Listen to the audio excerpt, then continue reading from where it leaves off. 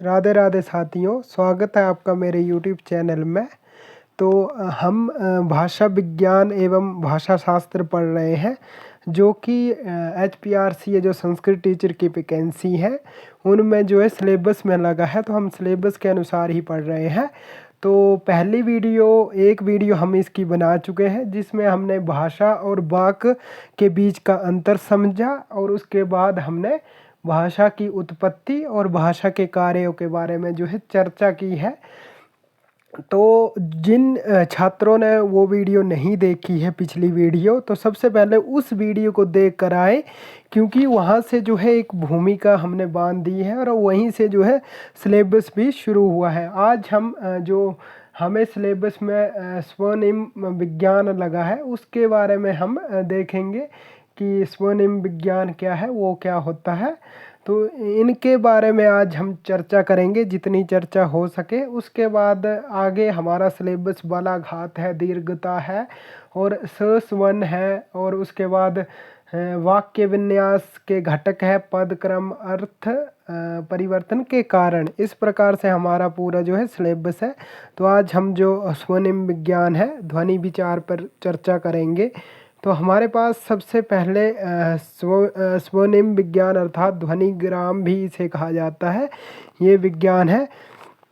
अब दोनों के बारे में हम स्वनिम के बारे में पहले समझेंगे और उसके साथ साथ ही विज्ञान, इसका जो विज्ञान है इसके बारे में पढ़ेंगे। तो यहाँ संस्कृत की जो श्लोक है इतना इम्पोर्टेंट नहीं है, क्योंकि संस्कृत में नहीं पूछेंगे, वो जो है आपका जो ये भाषा विज्ञान है। तो ये तो जो कपिल द्विवेदी जी ने है, इनके अपने अनुसार जो है समझाने की कोशिश की है। तो हम सीधे ही हिंदी अर्थ देखेंगे, क्योंकि इतना समय भी नहीं है हमारे पास, समय का भी अभाव है।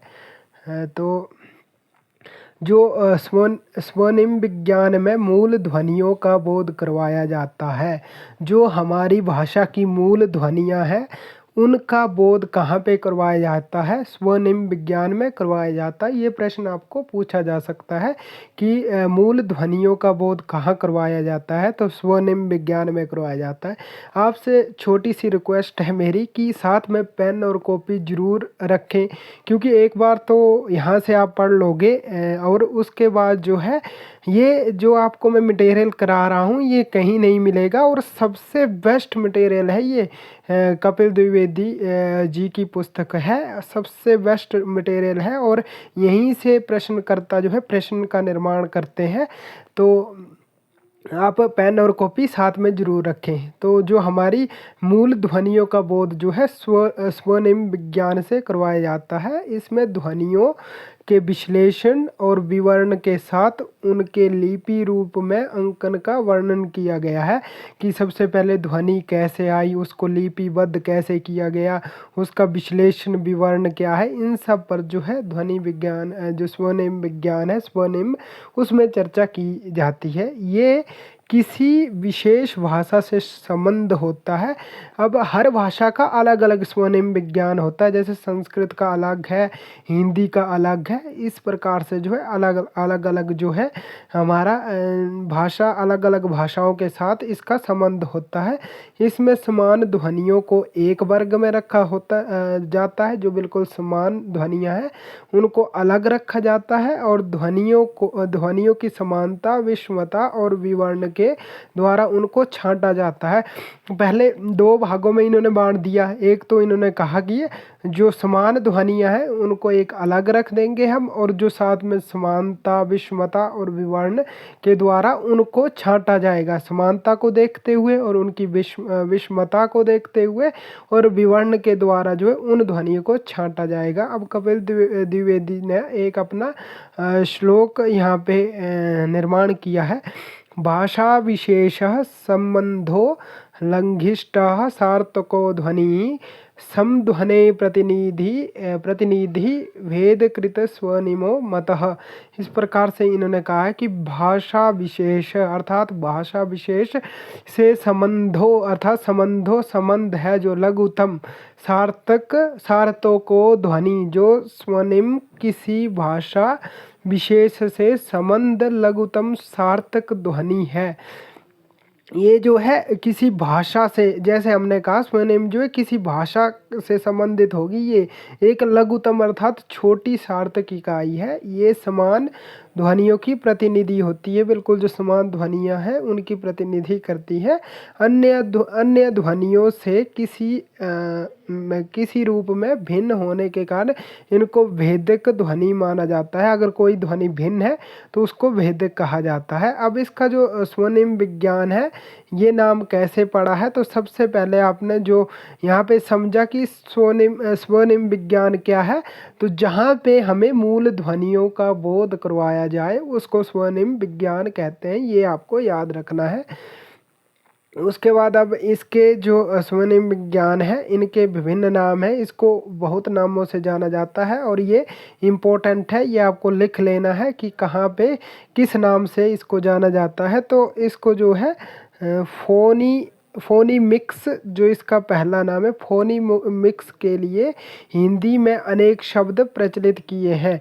इसको एक तो क्या कहना जाता है, फोनीमिक्स के लिए हिंदी में अनेक शब्द प्रचलित हैं। अब इसके लिए क्या क्या नाम प्रचलित है, तो सबसे पहले ध्वनि ग्राम विज्ञान भी इसको कहा जाता है, स्वनिमी भी कहा जाता है, स्वानिमी भी कहा जाता है और स्वनिम विज्ञान भी कहा जाता है और स्वन ग्रामकी भी कहा जाता है और ध्वनि ग्रामकी, ध्वनि तत्व विज्ञान, ध्वनि मात्र विज्ञान, वर्ण विज्ञान आदि, ये सब जो है इसके नाम है। तो आपको ये नाम लिख लेने हैं, याद रख लेने हैं कि इनको किन किन नामों से जाना जाता है।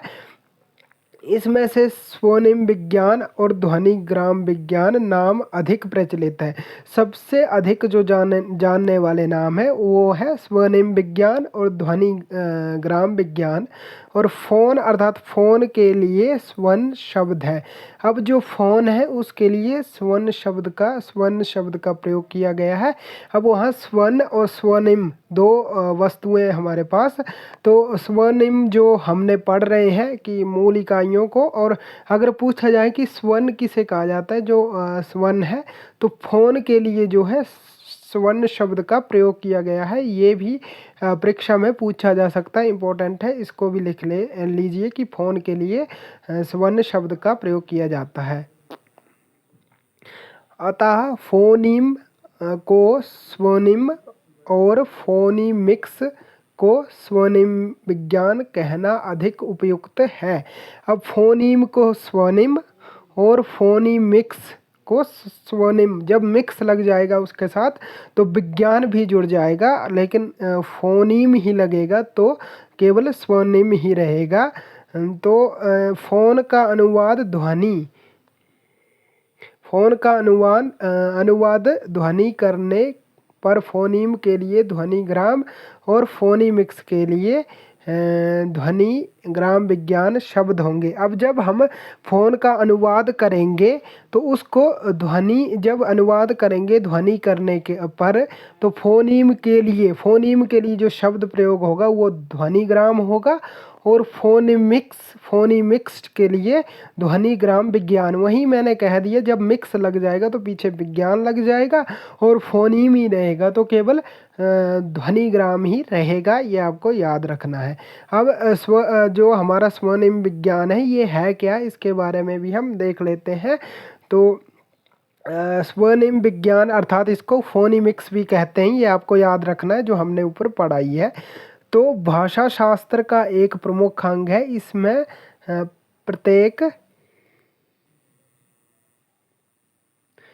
इसमें क्या किया जाता है, प्रत्येक भाषा के स्वनिमों अर्थात फोनीम का वैज्ञानिक विश्लेषण विवेचन पद्धति के द्वारा संकलन किया जाता है और इसके आधार पर प्रत्येक भाषा के लिए सुव्यवस्थित वैज्ञानिक लिपि तैयार की जाती है। ये विज्ञान अनेक दृष्टि से भाषा शास्त्र के लिए अत्योपयोगी सिद्ध होता है। इसमें क्या होता है कि सबसे पहले जो भाषा है उसका जो है वैज्ञानिक रूप से विश्लेषण किया जाता है, उसकी पद्धति का जो है संकलन किया जाता है, पूरी तरह से भाषा को तैयार किया जाता है, विवेचन किया जाता है और उसके आधार पर अब जो हमने वैज्ञानिक यहाँ पे विश्लेषण किया है, तो उस विश्लेषण के आधार पे कि कहाँ कौन सी कमी रही है या कहाँ क्या है, उसको सभी जो हमारे विश्लेषण है उसको देखकर उसके आधार पर प्रत्येक भाषा के लिए सुव्यवस्थित वैज्ञानिक लिपि तैयार की जाती है। उसके बाद हम उसकी जो है वैज्ञानिक एक लिपि को तैयार कर देते हैं। ये विज्ञान अनेक दृष्टि से भाषा शास्त्र के लिए अत्योपयोगी है। अब हम स्वनिम का जो है स्वरूप ये देख लेंगे, ये भी बहुत इम्पोर्टेंट है, यहाँ से भी प्रश्न आ सकते हैं। तो स्वनिम अर्थात फोनीम, ये आपको याद रखना है, बहुत बार मैं बता चुका हूँ। के स्वरूप के विषय में विद्वानों के बहुत अधिक मतभेद है। तो बहुत से जो हमारे पास वैज्ञानिक हैं उनके जो है मतभेद है। तो हमारे पास सबसे पहले जो ब्लूमफील्ड है और जो डैनियल जोन्स है आदि इसे भौतिक इकाई मानते हैं। अब इनको भौतिक इकाई कौन मानता है? स्वनिम को भौतिक इकाई कौन मानता है? स्वनिम को भौतिक इकाई जो है ब्लूमफील्ड और डैनियल जोन्स मानते हैं, ये आपको याद रखना है। उसके बाद जो एडवर्ड स्पीर है और कुर्तिन तथा पराग स्कूल के कुछ भाषा शास्त्री स्वनिम को मनोविज्ञान इकाई मानते हैं। अब कुछ जो है इनको जो है मनोविज्ञान इकाई मानते हैं। तो जो एडवर्ड है और कुर्तिन है और पराग स्कूल के कुछ भाषा शास्त्री हैं, वो कहते हैं कि ये मनोविज्ञान की इकाई है। उसके बाद हमारे पास अगले हैं टवाडेल, इसको अमूर्त काल्पनिक इकाई मानते हैं। जो टवाडेल है वो इसको अमूर्त इकाई मानते हैं, अमूर्त अर्थात काल्पनिक इकाई मानते हैं। जो है ये प्रोफेसर डवाडेल है। उसके बाद अगले कुछ विद्वान जो है इसे बीज गणितीय इकाई सिद्ध करते हैं। तो जो ऊपर हमने नाम बताए ये नाम आपको याद रखने हैं। अब हम स्वनिम की जो विशेष परिभाषाएं हैं इस पे भी चर्चा करेंगे और उसके बाद जो विशेषताएं हैं उस पे भी चर्चा करेंगे। एक जो स्वनिम है, फोनिम है, भाषा की वो लघुतम इकाई है जो समान ध्वनियों का प्रतिनिधित्व करती है। ये तो आपको पता ही है कि एक लघुतम इकाई है और समान ध्वनियों का प्रतिनिधित्व करती है। जो समान ध्वनियाँ हैं केवल उन्हीं को जो है उन्हीं का प्रतिनिधित्व करती है। ये अन्य ध्वनियों से भिन्न होती है। इसका संबंध किसी भाषा विशेष से होता है, जो कि हम पढ़ चुके हैं। तो ये सब जो है हम ऊपर पढ़ चुके हैं। तो इनकी जो विशेषताएं हैं इन पे हम अब बात करेंगे। विशेषताएं पढ़ना तब इम्पोर्टेंट हो जाता है क्योंकि यहाँ से भी जो है प्रश्न आ सकते हैं। तो क्योंकि विशेषताओं में बहुत सा मटेरियल होगा, तो हम इसकी विशेषताओं पे भी बात कर लेंगे। स्वनिम की विशेषताएं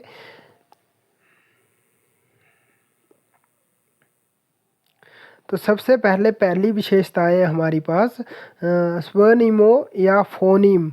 ये स्वनिम को फोनीम कहते हैं। किसी भाषा की लघुतम अखंडीय इकाई होता है। अखंडीय इकाई है ये भाषा की लघुतम। जैसे आ, ई, क, च, ट, त, प आदि ये एक जाति या श्रेणी है। अब ये जो है एक जाति या श्रेणी है, तो ये किस में आएगा? स्वनिमों में आएगा। जो आ, ई, क, च, ट, त, प आदि जो है ये केवल एक जाति एक श्रेणी है। उसके बाद जो स्वनिम है, स्वनिम समान ध्वनियों का प्रतिनिधित्व करता है, जो आप पढ़ चुके हो। ये एक ही ध्वनि यदि अनेक प्रकार से उच्चारित होती है तो स्वनिम एक ही होगा। इसके सस्वन या स ध्वनि अनेक हो सकते हैं। अब जो हमारे पास एक ही ध्वनि यदि अनेक प्रकार से उच्चारित होगी तो भी जो है स्वनिम जो है एक ही होगा। और इसके जो सस्वन और स ध्वनि होती है, जो इसकी उच्चारण करने की ध्वनि होती है, वो अनेक हो सकते हैं। इकाई तो एक रहेगी, स्वनिम तो एक रहेगा, लेकिन सभी जो है अपने अपने अनुसार अनेक जो है इसकी उच्चारण करने की ध्वनियाँ रहेंगी।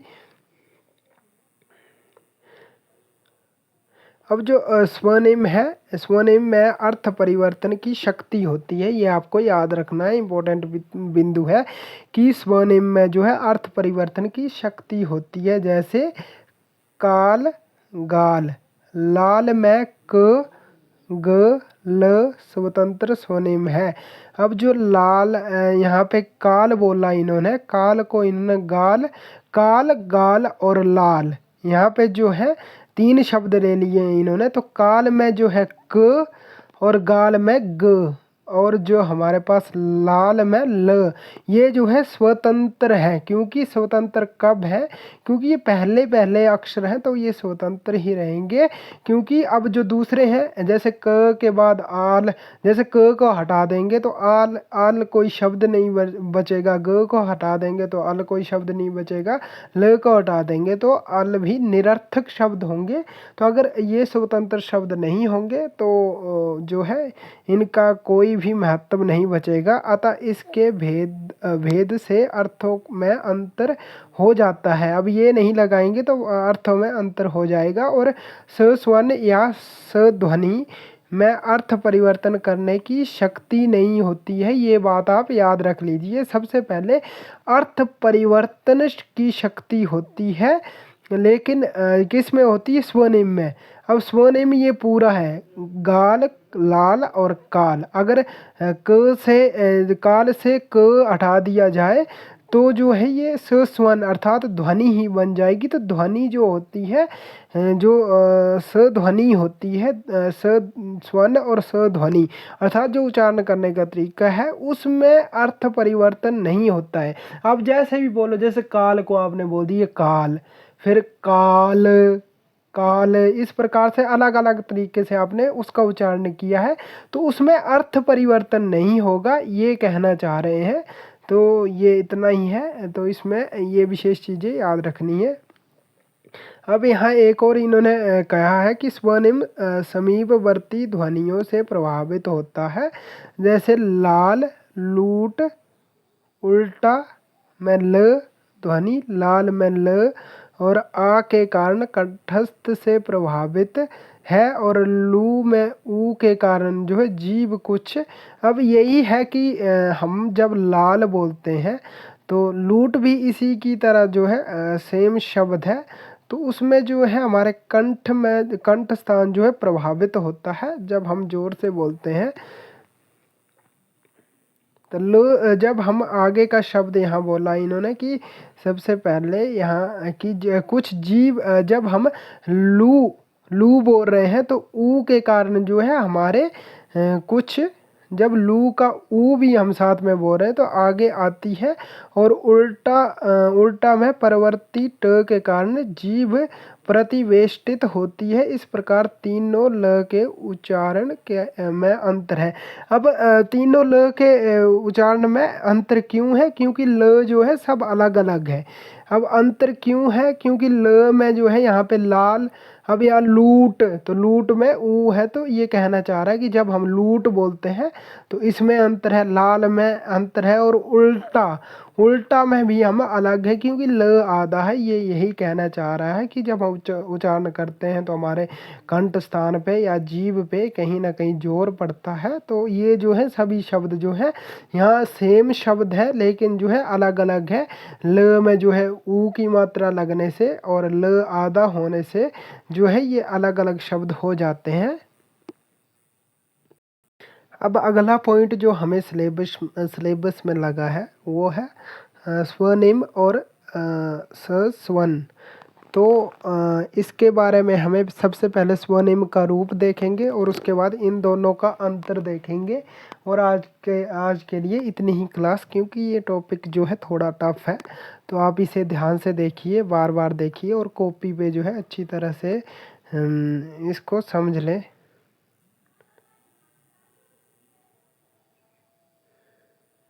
अब हमारे पास अगला स्वनिम का रूप है, हम इसको देखेंगे कि स्वनिम का रूप क्या है।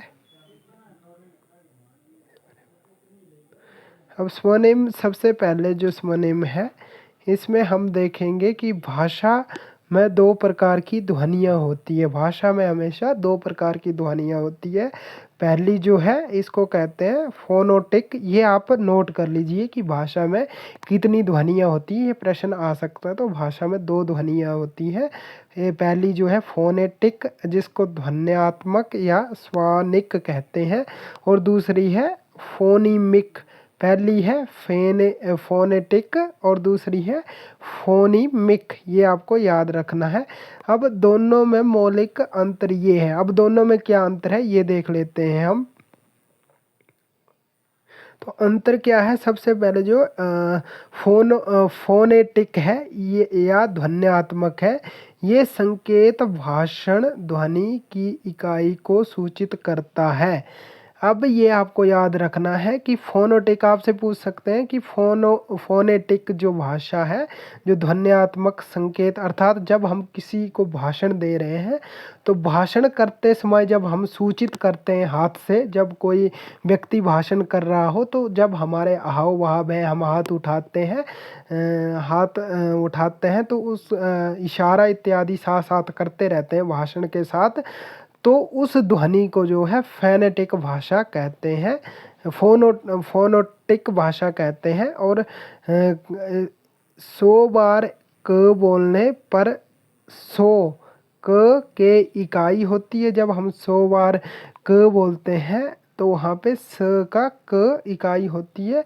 उसको 2 कोष्ठों, अर्थात 2 कोष्ठों में, ये जो कोष्ठ आपको दिए हैं 2 कोष्ठों के बीच आपको रख लेना है, के बीच रख कर दिखाया जाता है, जैसे क और म, जैसे यहाँ पे दिखाया गया है।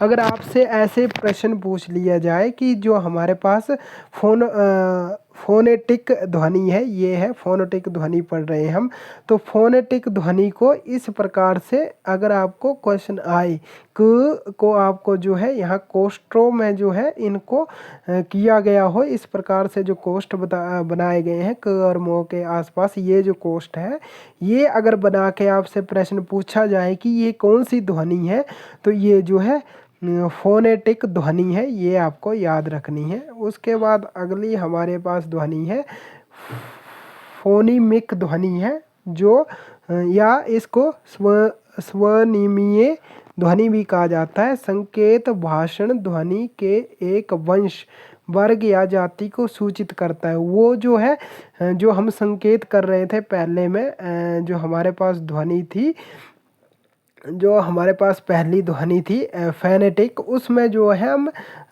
भाषण ध्वनि की इकाई को सूचित कर रहे थे। लेकिन इसमें क्या कर रहे हैं हम कि संकेत भाषण ध्वनि का एक वंश, एक वर्ग, एक जाति को सूचित करता है। ये केवल जो फोनेटिक थी, ये वाली पहली थी, ये क्या कर रही थी, ये भाषण ध्वनि की संपूर्ण इकाइयां हैं उनको सूचित कर रही थी, संपूर्ण वर्ग को सूचित कर रही थी। लेकिन जो हमारे पास ये दूसरी ध्वनि है फोनीमिक, तो ये किसको कर रही थी, ये केवल एक वंश, एक वर्ग, एक जाति को ही सूचित कर रही है। इसमें ये अंतर आप समझ लीजिए। तो एक वंश या एक जाति के लिए केवल एक स्वनिम होता है, वो तो एक ही स्वनिम होगा। जैसे स जो हमारे पास सो है, तो सो को हम क एक वंश या एक जाति कहते हैं। एक बार जब स हो जाएगा तो उसका जो क है, इसके एक वंश को एक जाति कहेंगे। अतः एक स्वनिम जो फोनिम है वो हुआ। जब 100 बार हम क ऐसे करेंगे, काउंट कर रहे हैं, तो वो एक स्वनिम होगा। इस एक स्वनिम में इसके वंशज सभी क का सस्वन जैसे होंगे। जैसे अब इसके सारे क आ जाएंगे, ये एक वंश को ही केवल वो कर रहा है। तो इसमें जो है जैसे क, के, भेद, की, कु, कत, क्ल आदि जितने भी क से शब्द बनेंगे वो सारे आ जाएंगे। क पहले आधा आ जाएगा, फिर के, उसके बाद की, कु, कत, क्ल आदि जो है, क्योंकि ये एक वर्ग है तो क का एक वर्ग जो है, कु इत्यादि ये सब कुछ आ जाएगा। और स्वनिम जाति या वंश और सस्वन व्यक्ति है। इस प्रकार से ये आपने इसका अर्थ समझ लिया है। उसके बाद हम स्वनिम और जो सस्वन है, हमारे पास सस्वन है, इसके बीच क्या अंतर है इसको देखते हैं। तो सबसे पहले हमारे पास है स्वनिम है, जो हमने पढ़ी लिया है स्वनिम ध्वनिग्राम जाति है, स्वनिम या ध्वनिग्राम इसका नाम है। तो ये एक जाति और स्वस्वन जो है ये व्यक्ति है, आपको याद रख लेना है। स्वनिम जो है एक इसकी किसकी ध्वनि की एक जाति है, ध्वनिग्राम जाति है। और जो स्वन है ये जो है व्यक्ति है। स्वनिम को दो तिरछी लकीरों के अंदर लिखा जाता है। तो अब स्वनिम जो है, जो ये दो तिरछी लकीरें दी गई हैं, इसके अंदर जो है स्वनिम को लिखा जाएगा। और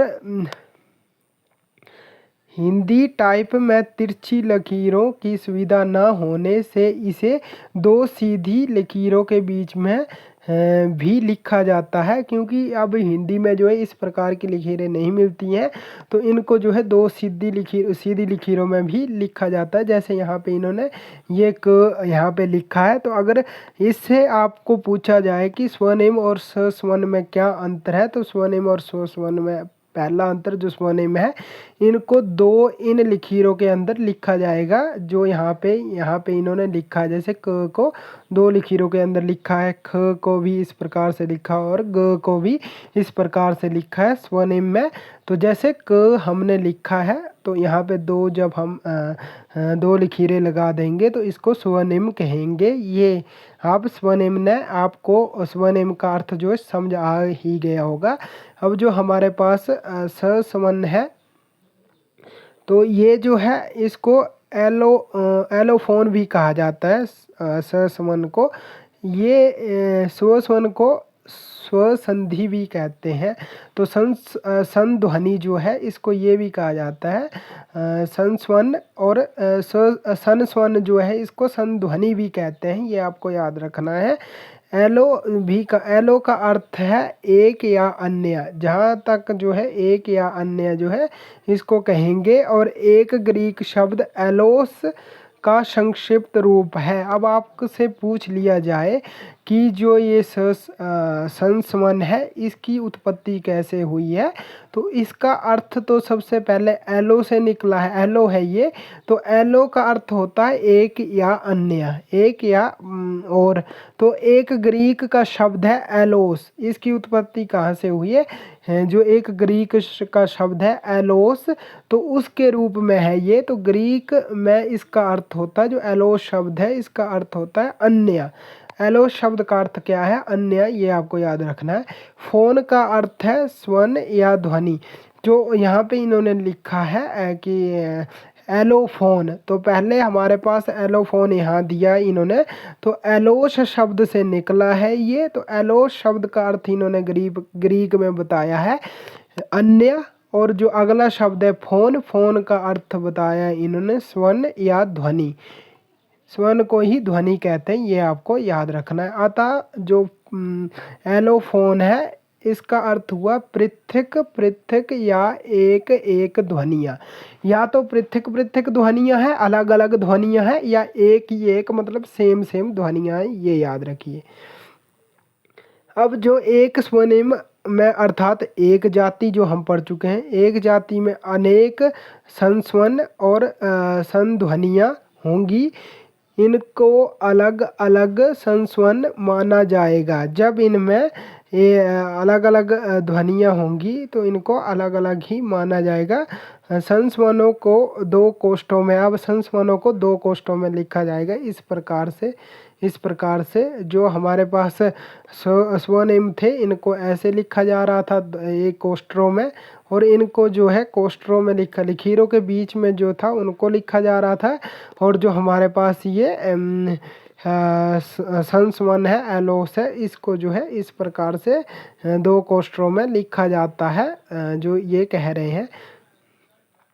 उसके बाद ये जितने प्रकार के होंगे इनको उतने ही प्रकार का माना जाता है, जितने भी प्रकार के हो सकते हैं इसके लिए उनके आगे 1, 2, 3 आदि अंक दिए जाते हैं। अब 1, 2 इत्यादि शब्द कैसे दिए जाते हैं, जैसे इन्होंने यहाँ पे लिखा हुआ है नीचे, क के आगे जब एक शब्द लगाया है, उसके बाद दूसरे क के आगे 2 शब्द लगाया है, अपने अनुसार शब्द दे सकते हैं। क के आगे 3 शब्द लगाया है, क के आगे 4 लगाया है और क के आगे 5 लगाया है, क के आगे 6। अगर इस प्रकार से परीक्षा में आपसे पूछा जाए कि इस प्रकार से जैसे क -5 इन्होंने लिखा और 2 कोष्ठकों में बंद कर दिया है, तो इसको क्या कहते हैं, आपको ये प्रश्न भी आ सकता है। तो आपने क्या लिखना है, इसको संस्वन कहते हैं। तो इस प्रकार से ये इसको कहेंगे। तो अब हम इसको और देख लेते हैं आगे। कला किमपि कुल शक्त कलम क्वचित में 6 प्रकार के क है। इन सब में जो है 6 प्रकार के क है। यहाँ पे सिंपल क है, यहाँ पे क को छोटी ई की मात्रा लगी है, ऊ की मात्रा लगी है, यहाँ आधा क है, यहाँ फिर आधा क के साथ ल है और क के साथ वो है। तो 6 प्रकार के क है यहाँ पे। तो इसके उच्चारण में भी कुछ अंतर है। अब सब में अलग अंतर है, क्योंकि कला जब बोल रहे हैं हम तो अलग आ रहा है, किम अपि तो अलग आ रहा है, कुल जब बोल रहे हैं तब अलग आ रहा है। तो सभी में अलग अलग अंतर है। प्रत्येक उच्चारण भेद के आधार पर क में 6 संस्वन है। प्रत्येक में क में 6 संस्वन है। भेद करने के लिए क संस्वन के आगे संख्या लिखी गई है। भेद करने के लिए ही जो है यहाँ पे अलग अलग संख्या लिखी गई है। उम्मीद करता हूँ आपको अच्छी तरह से समझ आ गया होगा। अब यहाँ पे ध्वन्यात्मक भेद के आधार पर संस्वन जो कि हमारे पास एलोफोन कहते हैं भिन्न भिन्न होंगे, परंतु स्वनिम जो है, फोनीम जो है एक ही रहेगा। इसी आधार पर एक स्वनिम में अनेक संस्वन होते हैं। अब आपको जब स्वनिम छांटने हैं संस्वन से तो कैसे छांट सकते हैं, तो स्वनिम और संस्वन छांटने में देखना होगा कि अब पहला क्या देखना होगा, कितनी मूल ध्वनियाँ हैं। आपको मूल ध्वनियाँ देखनी होंगी। जितनी मूल ध्वनियाँ होंगी उतने स्वनिम होंगे, या अर्थात फोनीम होंगे। स्वनिम में क्या था कि अनेक मूल ध्वनियाँ होती हैं, तो जितनी मूल ध्वनियाँ होंगी उतने ही स्वनिम होंगे। अब दूसरा क्या, एक ही वर्ग या जाति की जितनी ध्वनियाँ होंगी वो उस वर्ग के संस्वन अर्थात जो एलोफोन है होंगे। उदाहरण के लिए संस्कृत और हिंदी में एक एक वाक्य के लिए जाते हैं। अब एक एक वाक्य हमारे पास यहाँ पर है। पहला वाक्य हमारे पास है कमले कमला शयते। तो यहाँ पे जो है कमले क 2 बार है, तो हमने क के आगे 2 बार यहाँ पे लिख दिया है। और म भी यहाँ पे 2 बार है, तो म भी जो है हमने 2 बार लिख दिया है। इसी प्रकार से लिखना है। अब यहाँ पे नेवल केवल केवल राम। अब ध्वनियाँ देखनी है, व्यंजन। यहाँ पे नेवल में न जो है 1 बार है और दूसरा न जो है प्लस 1 अनुनासिक है, और ब जो है यहाँ पे 2 बार है। तो इस प्रकार से जो है आपको ऐसे छांटना है। बाकी ऊपर हमने बता ही दिया है कि किस प्रकार से क्या होगा। तो स्वनिम और संस्वन के बारे में आज हमने पूरा पढ़ लिया है। तो जितनी आपको बातें बताई हैं उसको आप कॉपी पे लिख लें और नोट्स बना लें। उसके बाद इससे अगले जो हमारे पास पॉइंट बचे हैं, वाक्य विन्यास के घटक है, पदक्रम है, अर्थ है, अर्थ परिवर्तन के कारण है, और दीर्घता और बलाघात, ये हमारे पास पॉइंट बचे हैं। तो हम कोशिश करेंगे कि 5 वीडियो में ये ख़त्म हो जाए, क्योंकि बहुत बड़ा जो है ये सब्जेक्ट इसका लगाया हुआ है। कुछ शब्द लिख दिए हैं, लेकिन इन शब्दों का बहुत महत्व है और आपको ज़्यादा यहीं से फंसा सकते हैं।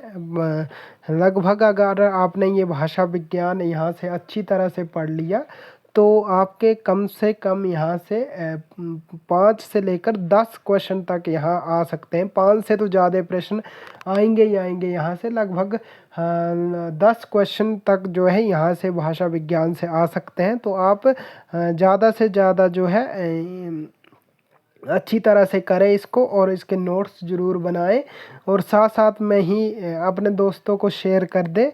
इसी के साथ धन्यवाद।